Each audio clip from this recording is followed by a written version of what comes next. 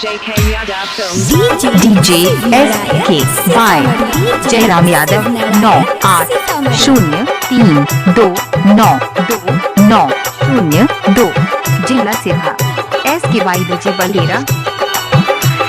हो ओठ में लाली फेयर लबली लगाई के ओठ में लाली फेयर लबली लगाई के मारै छे सबके जान ई छौरी ऊ छौरी ई छौरी ऊ छौरी ई छौरी ऊ छौरी ई छौरी ऊ छौरी ई छौरी Sapna studio Delhi SK by DJ Balera Jayram Yadav 9803292902।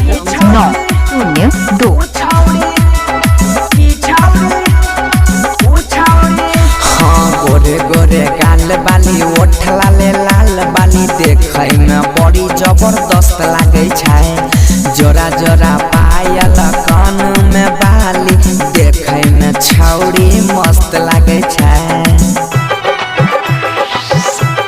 हाँ आ गोरे गोरे गाल बाली ओठ लाले लाल बाली देखै में बहुत जबरदस्त लागे छै जोरा जोरा पायल कान में बाली देखै में छौरिया मस्त लागे छै।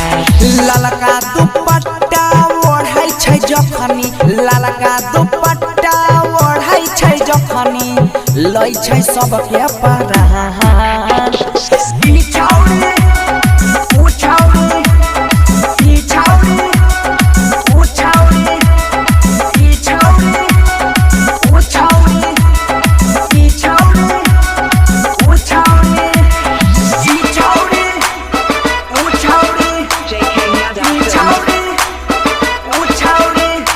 सपना SK by DJ Balera Jayram Yadav 9803292902 जिला सिरहा।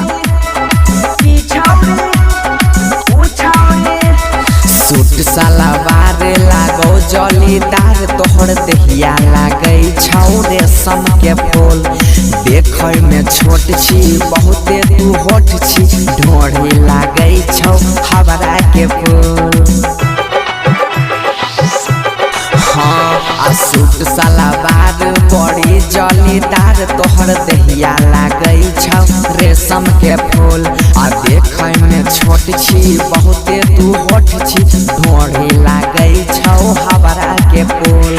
कहै छै सोनू बनसी धर से कहै छै सोनू बनसी धर से माल के पहचान ई छौरी ऊ छौरी ई छौरी ऊ छौरी ई छौरी ऊ छौरी जयराम यादव 98